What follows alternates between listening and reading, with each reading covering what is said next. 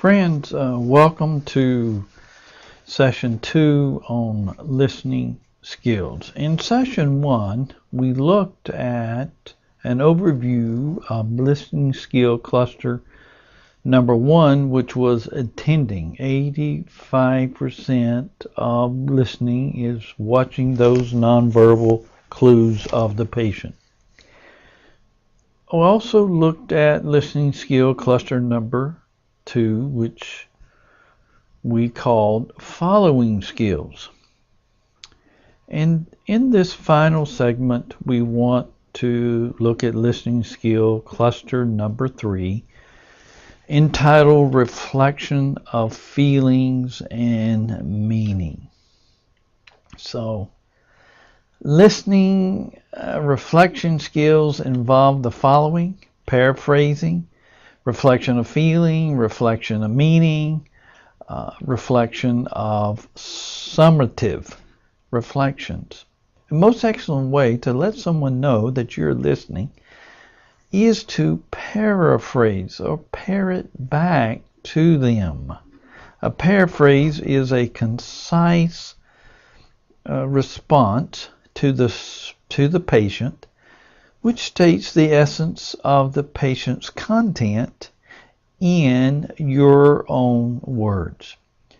Paraphrase simply means to restate what you're hearing from the patient.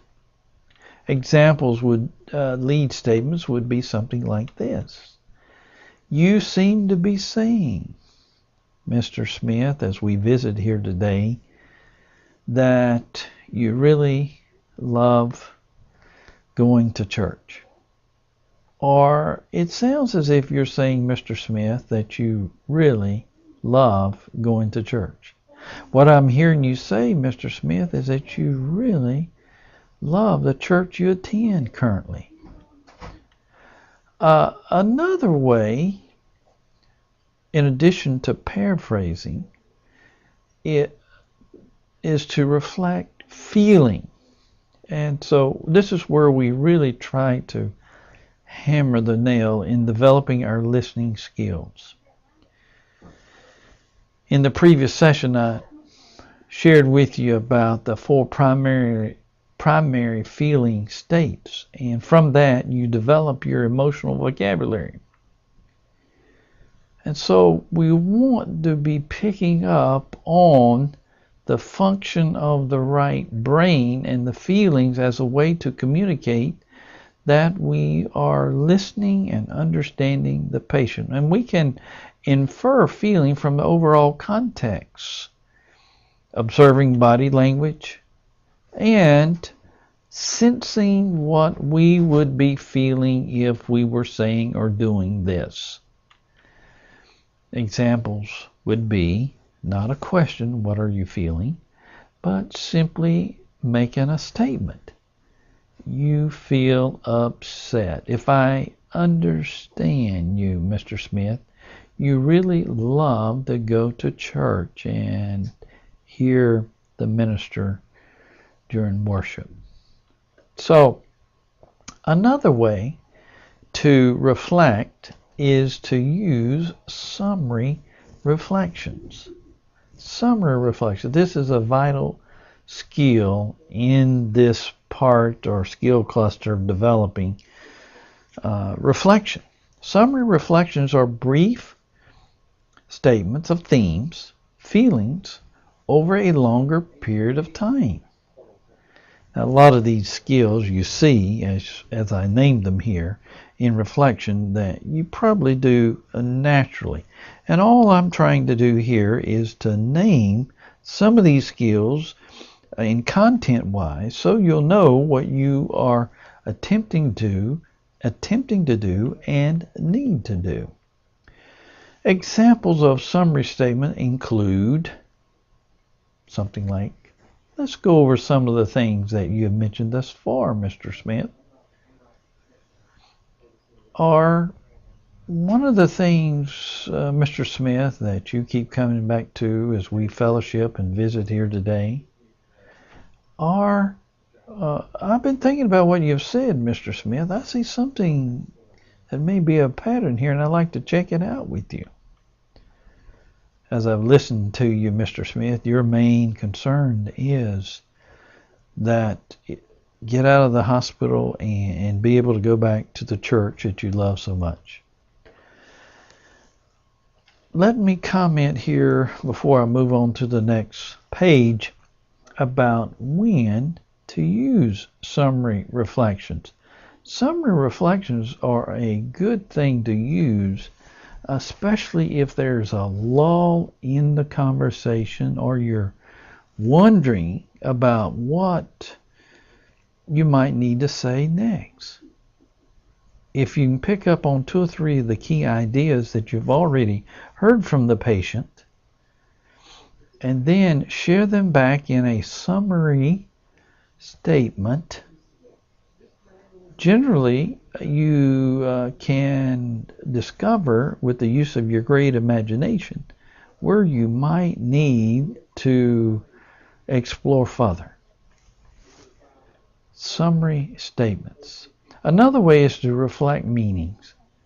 When feelings and fact are joined in one brief response, we have a reflecting of meaning. The helpful formula that kind of illustrates this is you feel because.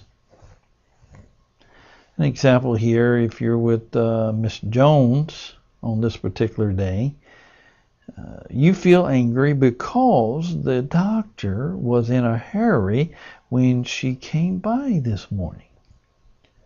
You feel because. When you just use you feel, you have a reflection of feeling. But when you combine that, you feel because, in a checking out fashion, you have what we call the reflection of meaning. Once you have tried this simple formula a few times, you can be creative in your own personality and temperament and change the formula. But essentially what you're trying to do is tying feelings with fact of the story narrative that the patient is giving you. You're becoming a focused listener, and you're trying to get out of the way and to view the situation from that of the patient. So let's practice just a bit. Imagine making an introductory pre-surgical visit to a hospitalized patient, and after a few preliminaries, the chaplain inquires about the pending surgery. The patient responds, "I hope they don't open and close me." What feelings are present?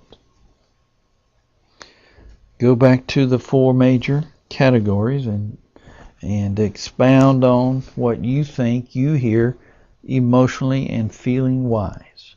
What feelings are present? Generally, you might hear fear, anxiety, anxiousness, nervousness, all of the above.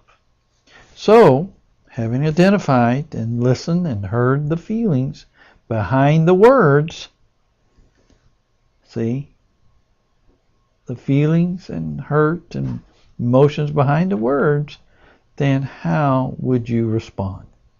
Again, we've talked about several things here in this segment: reflection, paraphrasing, so forth, reflection of feeling. An example would be paraphrasing. I hope they don't open and close me. You hope they don't open and close you tomorrow? Let's see if that generates a deeper conversation. Reflection of feeling. You feel nervous about tomorrow. Or if you want to have a reflection of meaning, you would say you feel nervous about tomorrow because of the uncertainty of the surgery or something. And so if you were to use a summary, again, it'd be a paraphrasing here. I hope they don't open and close you is is really a big, tomorrow is a big day for you, if I'm hearing you correctly. So you see, to use these skills, you are beginning to become the best pastoral caregiver that you can be in the acute care setting. Thank you for time to share these reflections with you. If you have any questions, do not hesitate to send me an email at any time.